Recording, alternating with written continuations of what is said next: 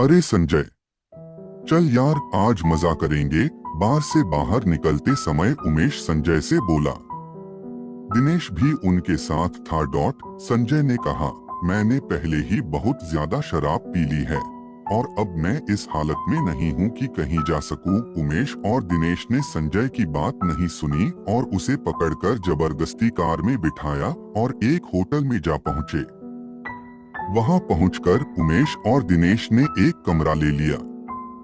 उन दोनों ने पहले ही फोन पर इंतजाम कर लिया था, तो होटल का एक मुलाजिम उनके कमरे में एक लड़की को लाया। उमेश ने उस मुलाजिम को पैसे दिए। वह लड़की को वहीं छोड़कर चला गया। वह एक साधारण लड़की थी। लगता था कि वह पहली बार इस तरह का काम कर रही थी, क्योंकि उसके चेहरे पर घबराहट के भाव थे।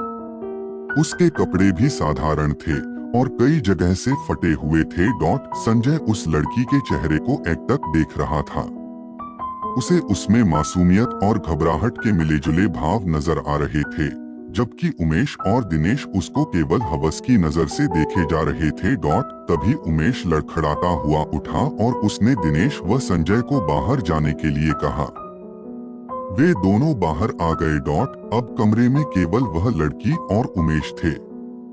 उमेश ने अंदर से कमरा बंद कर लिया।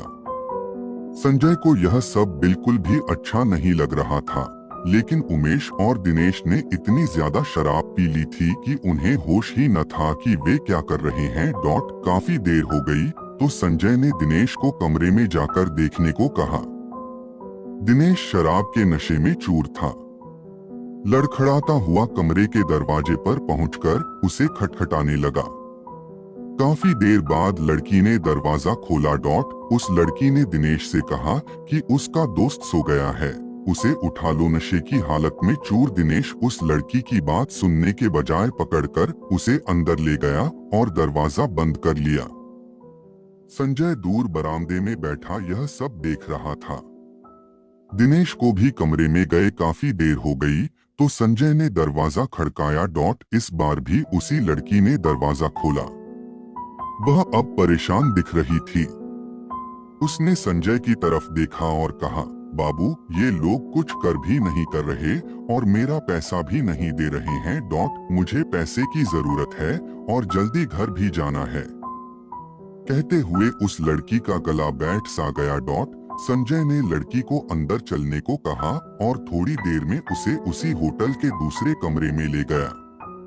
उसने जाते हुए देखा कि उमेश और दिनेश शराब में चूर बिस्तर पर पड़े थे। संजय ने दूसरे कमरे में उस लड़की को बैठने को कहा। लड़की घबराते हुए बैठ गई। वह थोड़ा जल्दी में लग रही थी। संजय ने उसे पास रखा पानी पीने को दिया, जिसे वह एक सांस में ही पी गई।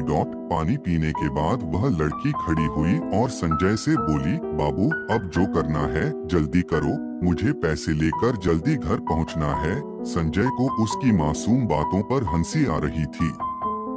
उसने उसे पैसे दे दिए तो उसने पैसे रख लिए और संजय को पकड़कर बिस्तर पर ले गई और अपने कपड़े उतारने लगी।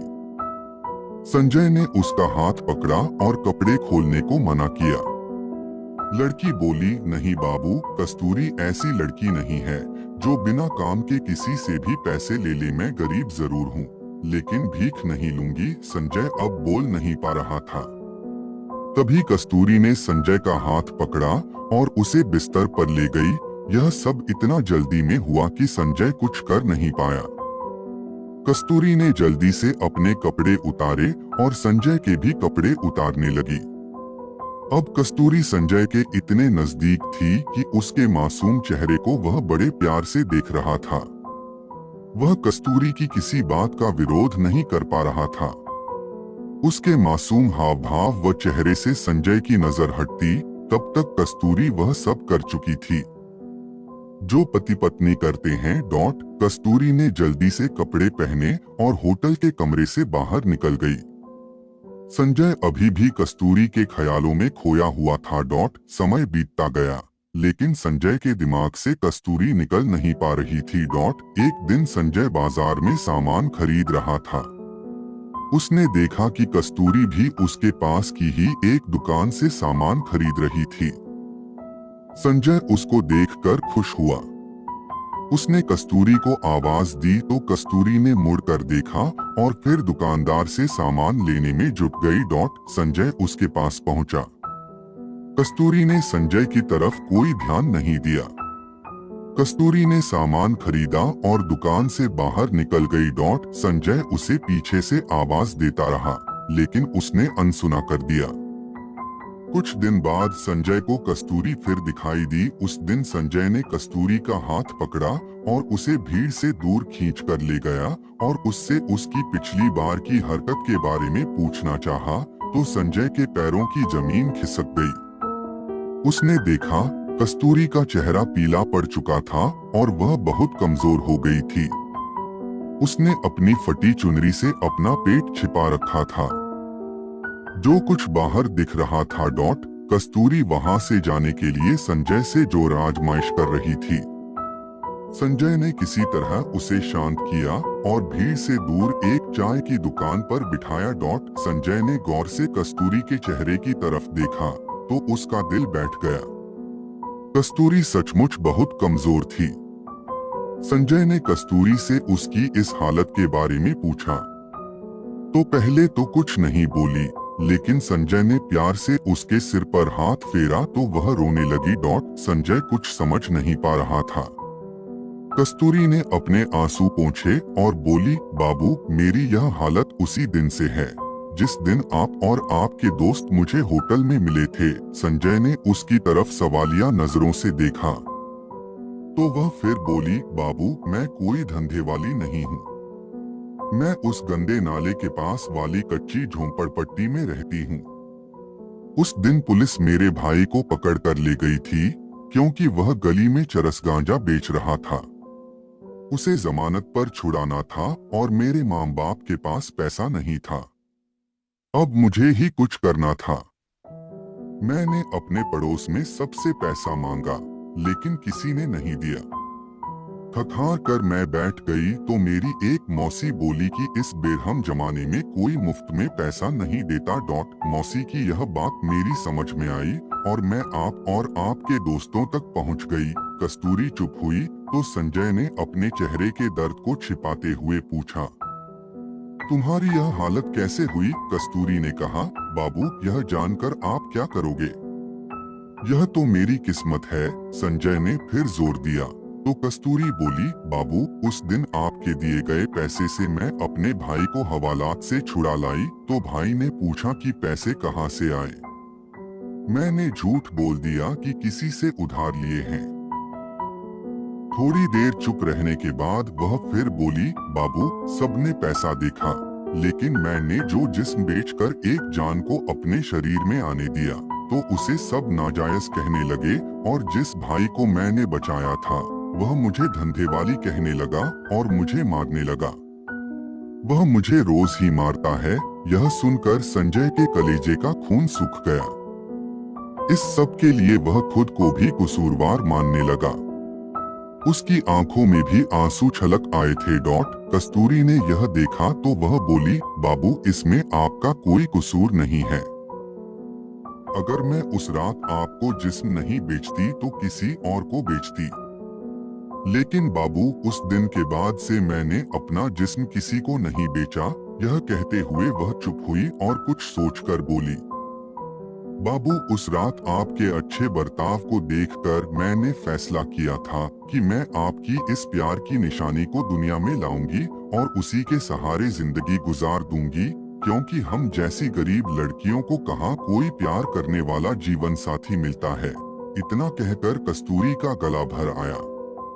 वह आगे बोली, बाबू, यह आपकी निशानी है और मैं इसे दुनिया में लाऊंगी, चाहे इसके लिए मुझे मरना ही क्यों न पड़े। इतना कहकर वह तेजी से उठी और अपने घर की तरफ चल दी। यह सुनकर संजय जैसे जम गया था। वह कहकर भी कुछ नहीं कह पाया। उसने फैसला किया कि कल वह कस्तूरी के घर जाकर उससे शादी की बात करेगा। वह रात संजय को लंबी लग रही थी। सुबह संजय जल्दी उठा और बदहवास सा कस्तूरी के घर की तरफ चल दिया। वह उसके महल्ले के पास पहुंचा तो एक जगह बहुत भीड़ जमा थी। वह किसी अनहोनी के डर को दिल में लिए भीड़ को चीर कर पहुंचा तो उसने जो देखा तो जैसे उसका दिल बाहर निकलने की कोशिश कर रहा हो। कस्तूरी जमीन पर पड़ी थी, उसकी आंखें खुली थीं और चेहरे पर वही मासूम मुस्कुराहट थी। संजय ने जल्दी से पूछा कि क्या हुआ है, तो किसी ने बताया कि कस्तूरी के भाई ने उसे चाकू से मार दिया है, क्योंकि सब कस्तूरी के पेट में पल रहे बच्चे की वजह से उसे बेइज्जत करते थे। संजय पीछे हटने लगा। अब उसे लगने लगा था कि वह गिर जाएगा। तभी पुलिस का सायरन बजने लगा तो भीड़ छंटने लगी। संजय पीछे हटते हुए कस्तूरी को देख रहा था। उसका एक हाथ अपने पेट पर था और शायद वह अपने प्यार को मरते हुए भी बचाना चाहती थी। उसके चेहरे पर मुस्कुराहट ऐसी थी जैसे उन खुली आंखों से संजय को कहना चाहती हो, बाबू, यह तुम्हारे प्यार की निशानी है, पर इसमें तुम्हारा कोई कसूर नहीं है। संजय पीछे मुड़ा और अपने घर पहुंचकर रोने लगा। वह अपने आप को माफ नहीं कर पा रहा था, क्योंकि अगर वह कल ही उससे शादी की बात कर लेता तो शायद कस्तूरी जिंदा होती। बारिश होने लगी थी, बादल जोर से गरज रहे थे। वे भी कस्तूरी के प्यार के लिए रो रहे थे।